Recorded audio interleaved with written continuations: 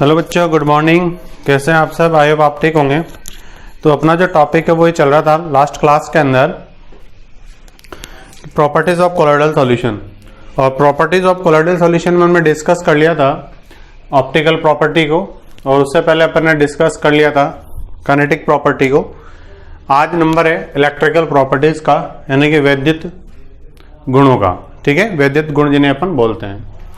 तो जैसे अपन ने काइनेटिक प्रॉपर्टी के अंदर ब्राउनियन मोमेंट को पढ़ा, ब्राउनी गति को पढ़ा था, और ऑप्टिकल प्रॉपर्टी के अंदर अपन ने टिंडल इफेक्ट को पढ़ा है, वैसे इलेक्ट्रिकल प्रॉपर्टी के अंदर अपन पढ़ रहे हैं इलेक्ट्रोफोरेसिस को। इलेक्ट्रोफोरेसिस को हिंदी में क्या बोलते हैं अपन? वैद्युत कण संचलन। देखो, नाम से पता चल रहा है विद्युत धारा प्रवाहित करने पर कणों का संचलन होना। संचलन का मतलब हिंदी मीडियम वाले बच्चे समझते होंगे, एक जगह से दूसरी जगह आना जाना। ठीक है, इलेक्ट्रोफोरेसिस इंग्लिश वाली जो टर्म है उसको मैं आगे एक्सप्लेन करूंगा, इलेक्ट्रोफोरेसिस। ठीक है, तो क्वेश्चन आपका बोर्ड एग्जाम में ये आएगा कि इलेक्ट्रोफोरेसिस क्या है। ठीक है, एक्सप्लेन। तो द फिनोमिना बाय विच या the phenomena which gives knowledge about charge of colloidal solution.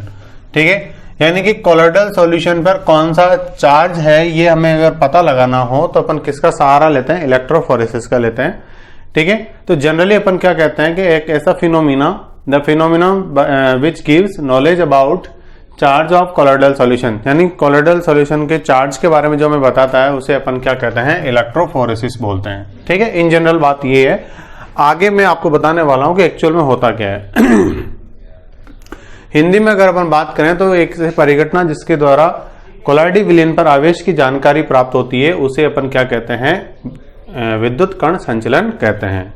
अगले पॉइंट में आपके सामने लिखा हुआ है, जो भी लिखा हुआ वो सब कुछ आप जानते हो, पहले से एक्सप्लेन किया हुआ, फिर भी मैं एक बार एक्सप्लेन कर देता हूं। इन कोलॉइडल सॉल्यूशन क्या लिखा हुआ बच्चों?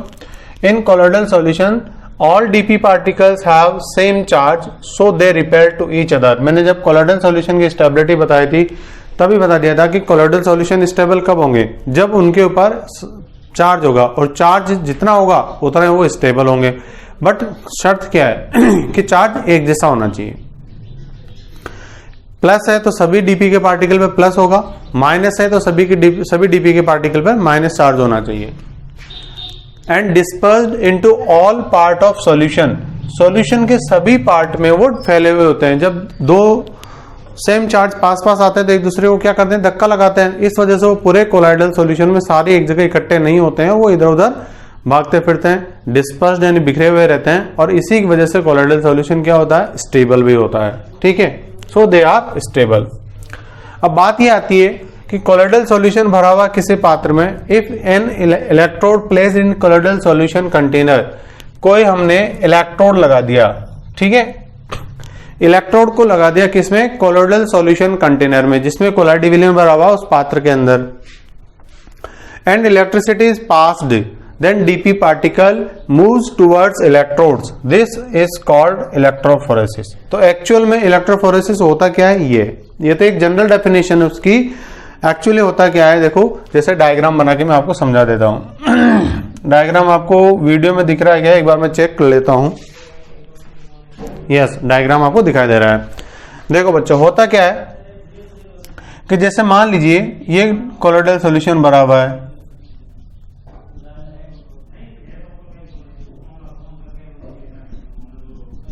ठीक,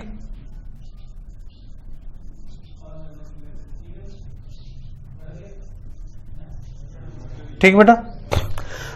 अब मुझे बोला गया कि आप इस पे चार्ज क्या है वो बताओ। तो या तो मुझे ये पता हो कि ये बना कैसे, तो फिर मैं बता सकता हूं कि कैसे चार्ज आया हुआ, इस पे कॉमन आयन को देख करके मैं बता सकता हूं। बट वो ऑप्शन मेरे पास नहीं है। मुझे बोला गया कि कोलॉइडी विलयन रखा हुआ है, इसको आप देख के बताओ कौन सा चार्ज है। तो मैं क्या करूंगा? दो इलेक्ट्रोड लगाऊंगा और दोनों को विद्युत धारा से यानी इलेक्ट्रिक करंट से जोड़ दूंगा। जाहिर सी बात है बेटा, दो इलेक्ट्रोड होंगे तो एक तो होगा मेरा प्लस, एक होगा मेरा माइनस। जो माइनस होता है उसे आप क्या बोलते हो? कैथोड। और जो प्लस होता है उसे क्या बोलते हो आप? एनोड। ठीक है, अब देखो, जैसे हम विद्युत धारा प्रवाहित करेंगे, करंट पास करेंगे, यहां पर मान लीजिए इस कोलॉइडी विलयन में नेगेटिव चार्ज है। थोड़ी देर के लिए मान लीजिए कैसा चार्ज है? नेगेटिव। तो ये सारे के सारे नेगेटिव डीपी के जो पार्टिकल है वो दौड़ के कहां पे आएंगे, प्लस के ऊपर आएंगे। अगर मुझे ऐसा दिखाई दे रहा है कि एनोड पर रिएक्शन हो रही है, एनोड पर कोई पदार्थ डिपॉजिट हो रहा है, क्योंकि डीपी का पार्टिकल नेगेटिव वाला आएगा प्लस के पास और यहां पर आकर उदासीन हो जाएगा, न्यूट्रलाइज हो जाएगा, और जब न्यूट्रलाइज हो जाएगा तो इसके ऊपर जम जाएगा। अगर मुझे दिख रहा है कि केवल एनोड पर अभिक्रिया हो रही है और कैथोड पर कुछ भी नहीं हो रहा, नील बटा सन्नाटा, बिल्कुल शांत माहौल है वहां, तो मैं समझ जाऊंगा कि इस पे कौन सा चार्ज है, नेगेटिव। अगर इसका उल्टा होता है, मान लीजिए इसमें पॉजिटिव चार्ज है, तो पॉजिटिव चार्ज वाले सारे पार्टिकल डीपी के जो पार्टिकल है वो यहां जाके जमा होंगे, यहां पर रिएक्शन होती नजर आएगी, यहां पर नील बटा सन्नाटा नजर आएगा, कुछ हलचल नहीं हो रही है। तो मुझे ये पता लग जाएगा कि यहां पर कैथोड पर रिएक्शन हो रही है, इसका मतलब डीपी के पार्टिकल पे कौन सा आवेश है, कौन सा चार्ज है, प्लस। तो इस तरीके से अपन पता लगा लेते हैं कि कोलोइडल सॉल्यूशन पर कौन सा आवेश है, कौन सा चार्ज है। ठीक है, और इसी परिघटना को, इसी फिनोमिना को अपन क्या बोलते हैं बेटा, इलेक्ट्रोफोरेसिस बोलते हैं। ठीक है, क्या बोलते हैं, इलेक्ट्रोफोरेसिस बोलते हैं। ठीक है, क्लियर हो गया होगा सभी को। हिंदी में इसको क्या बोलेंगे, वैसे लिखा हुआ हिंदी वाले बच्चों के पास, फिर भी यदि कोलाइडी विलयन के पात्र में हम इलेक्ट्रोड लगा देते हैं और उसमें विद्युत धारा प्रवाहित करते हैं, तो जो डीपी के कण हैं वो इलेक्ट्रोड की तरफ गति करते हैं, इससे ही विद्युत कण संचलन बोला जाता है। तो ये हमारा इलेक्ट्रोफोरेसिस होता है। ठीक है, अब बात करेंगे अपन टाइप्स ऑफ इलेक्ट्रोफोरेसिस की।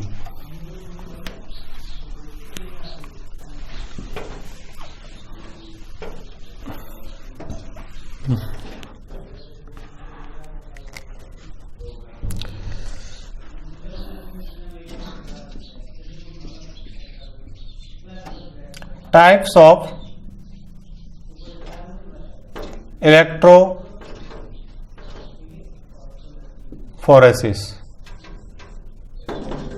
ठीक है, वैद्युत कण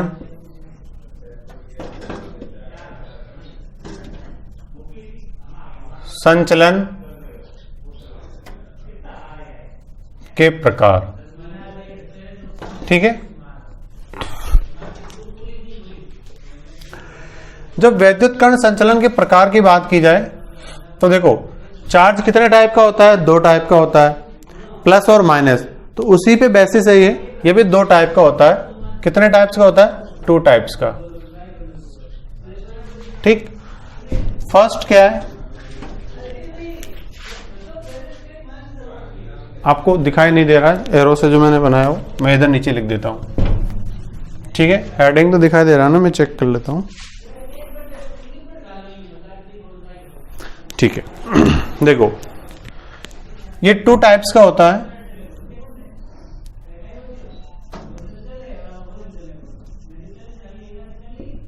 फर्स्ट है आपका कैटाफोरेसिस। ठीक, इसे हिंदी में बोलते हैं धन कण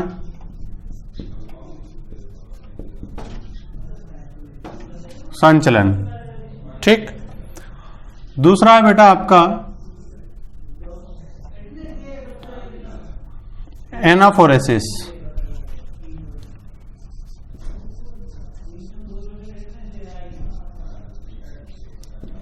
यानी कि ऋण कण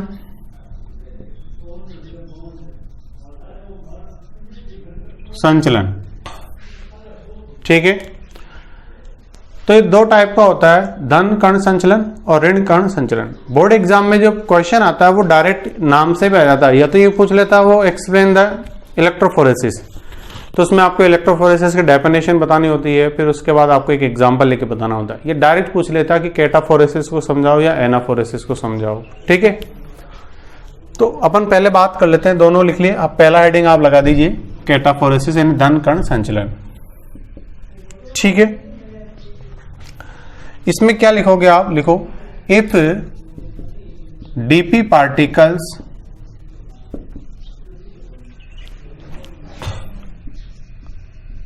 have positive charge and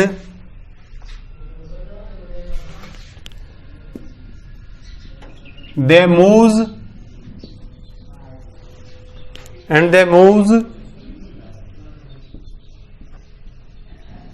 towards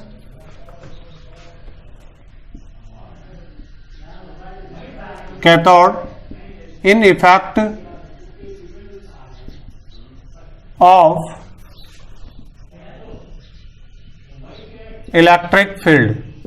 मतलब जब करंट पास करेंगे तो इलेक्ट्रिक फील्ड का जो इफेक्ट होगा उसके प्रभाव में वो किधर जाएं, कैथोड की ओर जाएं। ठीक है, then this is called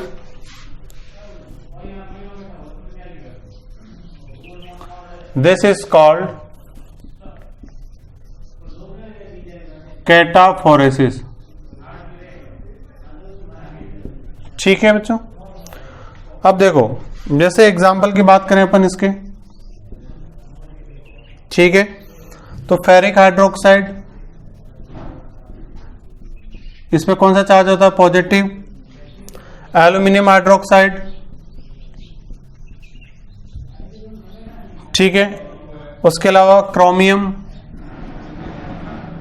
hydroxide, उसके अलावा जितने भी हाइड्रेटेड यानी जिनमें वाटर मिक्स्ड हो, metal oxide, hydrated metal oxides, ठीक है, जैसे Al2O3 एल्यूमिनियम का ऑक्साइड है, डॉट XH2 जुड़ा हुआ, तो ये हाइड्रेटेड बोलेंगे अपन इसको, आप जानते हो 11th क्लास से ही। ठीक है, जैसे आप CrO3 क्रोमियम ट्राइऑक्साइड है, डॉट XH2, ठीक है, ये भी हाइड्रेटेड मेटल ऑक्साइड है। एक को लिख सकते हो आप जैसे Fe2O3 आपने पढ़ा होगा, डॉट XH2, ये भी हाइड्रेटेड मेटल ऑक्साइड है। ठीक है, इसके अलावा जो बेसिक यानी कि क्षारीय डाइज जो होती हैं वो सारे के सारे, ठीक है, जैसे स्पेशली एक नाम है मिथाइलिन, याद रख लेना, यह आपके कॉम्पिटिटिव एग्जाम में पूछा जा सकता है, इसलिए एग्जांपल बता रहा हूं। मिथाइलिन ब्लू जो कि एक डाई है, रंजक है क्षारीय नेचर का। ठीक है, इसके अलावा ऑक्साइड की बात करें अपन तो जैसे TiO2 टाइटेनियम ऑक्साइड की बात हो गई। ठीक है, ये सब क्या करते हैं, शोज कैटाफोरेसिस। ठीक, ये तो बात हो गई लिखने की और आपके पढ़ने की। इन जनरल आप क्या ध्यान रखोगे यार, अगर कैटायन का मूवमेंट हो रहा है, ठीक है, पॉजिटिव चार्ज रखते हैं, ठीक है, कैटायन का मूवमेंट हो रहा तो कैटाफोरेसिस, एनायन का मूवमेंट हो रहा तो एनाफोरेसिस। अब जाहिर सी बात है, कैटायन कहां जाएगा, बोलो, अंधे हो क्या चाहिए, दो आंख। कैटायन प्लस है, कहां जाएगा, नेगेटिव पर यानी कैथोड पर। अगर कोई प्लस है तो कहां जाएगा, माइनस पे। कोई माइनस है तो वो कहां जाएगा, प्लस पर यानी एनोड पर। खत्म बात। ठीक है, तो कैटाफोरेसिस हो गया। अब बात करते हैं अपन एनाफोरेसिस की।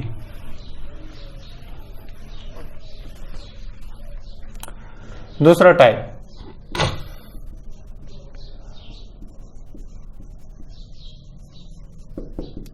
हिंदी में क्या बोलेंगे बेटा, ऋण कण संचलन। ऋण कण संचलन। अब आप इसकी डेफिनेशन खुद से लिखो फटाफट, थोड़ा सा चेंज करना जो पहले डेफिनेशन लिखी उसमें।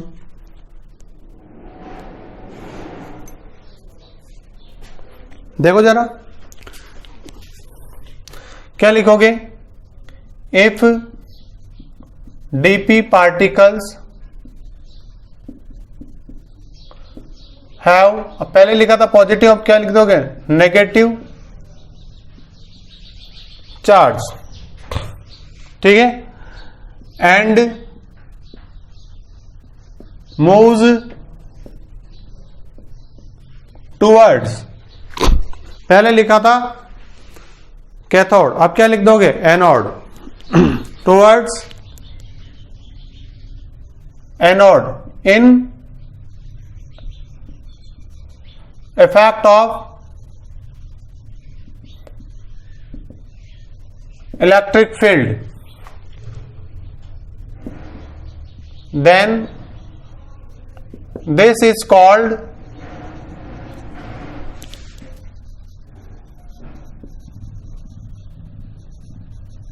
एनाफोरेसिस। यदि डीपी के कणों पर नेगेटिव चार्ज ऋणावेश है और वो विद्युत क्षेत्र का प्रभाव लगाने पर इफेक्ट ऑफ इलेक्ट्रिक फील्ड जब अप्लाई होता है, करंट पास करते हैं अपन, ठीक है, अगर एनोड की तरफ जाते हैं, अब मूवमेंट किसका हुआ? एनायन का। चल के कौन जा रहा है? एनायन। तो क्या हो जाएगा? एनाफोरेसिस। ठीक है, एग्जाम्पल इंपॉर्टेंट है, एग्जाम्पल की बात करते हैं अपन। ठीक है, जैसे Cu, Ag, Au, PT etcetera, इनका कोलोइडल सॉल्यूशन। दूसरा, वहां पर बेसिक डाई था, यहां पर क्या हो जाएगा? Acidic dyes. और वहां पर मिथाइलिन ब्लू स्पेशली नाम दिया हुआ था, यहां पे आपको ये याद रखना है,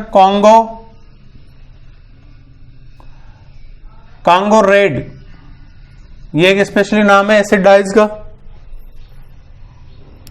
इसके अलावा इऑक्सिन,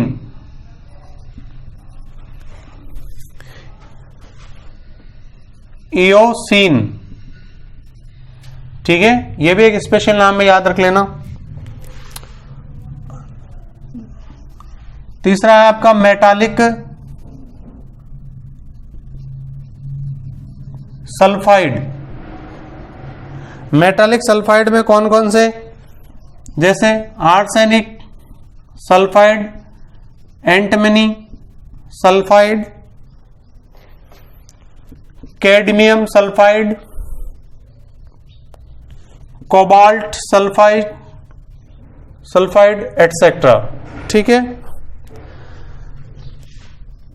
फोर्थ नंबर पे जनरल बातें कर रहे हैं अपन। स्टार्च, क्ले यानी मिट्टी, चारकोल, चारकोल क्या होता है? चारकोल क्या होता है? चारकोल कोयला होता है ना, उसका पाउडर होता है। ठीक है, वैसा ही होता है, जो एनिमल चारकोल भी होता है और कोल चारकोल भी होता है। मतलब एनिमल की खाल को जो बहुत बारीक पीस लिया जाता है तो वो एनिमल चारकोल हो गया। यहां पर ही क्या हो गया? कोयलों को बहुत बारीक पीस लिया तो ये कोल चारकोल हो गया। चारकोल एटसेट्रा, इन सभी के डीपी के पार्टिकल पर कौन सा चार्ज होता है? नेगेटिव। तो दे शो एनाफोरेसिस। ठीक है, इसके अलावा एक और आप स्पेशली इंपॉर्टेंट है, एक तो ग्लू यानी गोंद और जिलेटिन, इन पर पार्शियली यानी आंशिक, पार्शियली नेगेटिव होते हैं ये, तो ये भी कैसा शो करेंगे? एनाफोरेसिस। मगर इन सब पे तो नेगेटिव चार्ज होता है, मगर इन पे पार्शियली चार्ज होता है। पार्शियली मतलब थोड़ा कम होना, आंशिक रूप से। ठीक है, तो ये एनाफोरेसिस भी हो गया। आपका स्क्रीनशॉट ले लीजिए आप चाहें तो।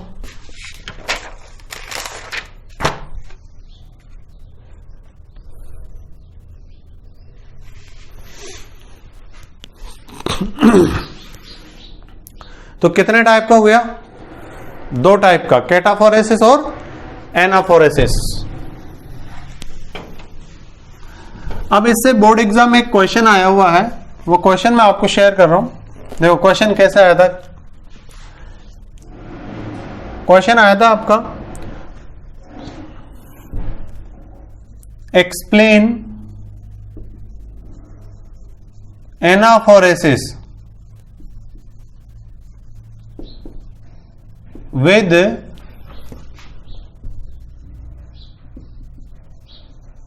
suitable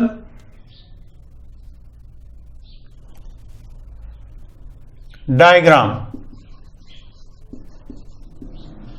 ठीक है, सॉल्यूशन में आपको क्या लिखना था? पहले तो आपको समझाना था कि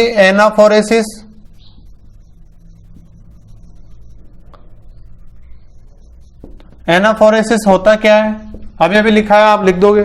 रही बात डायग्राम की, तो आप ऐसा डायग्राम बनाए, अगर दोबारा ऐसा क्वेश्चन आ जाए तो अपन एक यू शेप में एक नली लेते हैं यू आकार की, ठीक है, इसमें यहां पर एक इलेक्ट्रोड लगा दिया, यहां पर एक इलेक्ट्रोड लगा दिया, ठीक है। मान लीजिए माइनस है और ये क्या है, प्लस है। यहां पर एक कोलोइडल सॉल्यूशन भरा हुआ है पूरे अंदर, ठीक है। अब इसमें कोलोइडल सॉल्यूशन भरने के लिए अपन क्या करते हैं, एक सिस्टम दे देते हैं, इधर से बाहर से एक सिस्टम दे दिया हमने, ठीक है। यहां से कोलोइडल सॉल्यूशन भरा जा रहा, और किसका एग्जांपल है, एनाफोरेसिस का। तो आर्सेनिक सल्फाइड लिख दो, इसके ऊपर नेगेटिव ही चार्ज होता है। अगर कैटाफोरेसिस का है तो ये चेंज कर देना यहाँ पर एग्जांपल का नाम, बस रहेगा तो कोलोइडल सॉल्यूशन। यानी कोलोइडल सॉल्यूशन भरने का रूट ये हो गया आपका, ठीक है। अब देखो, इसे आप नाम दे रहे हो कैथोड, इसे आप नाम दे रहे हो एनोड। आपको डायग्राम किसका बताना है, एनाफोरेसिस का। तो आप क्या बताओगे, एनाफोरेसिस में एनाइन कहां जा रहा है, कैथोड के ऊपर। तो आप एरो लगा कैसे बता देना, बहुत सारे DP particle moves towards anode. अगर ये किसका होता, कैथोड की तरफ बताना होता तो एरो लगा लगा के बहुत सारे एरो आप इधर बता देते, जिसमें हो गया डायग्राम आपका। थोड़ा इस तरीके से आपको डायग्राम बताना है, ठीक है। तो ये क्वेश्चन पूछा गया था आपसे। तो हमारे प्रॉपर्टीज ऑफ कोलोइडल सॉल्यूशन खत्म हो चुका है। अब अपन बात करेंगे कोई नए टॉपिक की, जो कि अगली क्लास में डिस्कस करेंगे अपन। लगभग कोलोइड खत्म हो गया 90%, 10% बातें और बची है। एंजाइम वाला पोर्शन इसमें सिलेबस से हटा दिया, तो अब बचा हमारा क्या, एडजॉर्प्शन है, जिसे अपन पढ़ लेंगे जल्दी, और ये चैप्टर एंड होने वाला है फिर, ठीक है। थैंक यू सो मच, बने रहिए तब तक क्लास के साथ।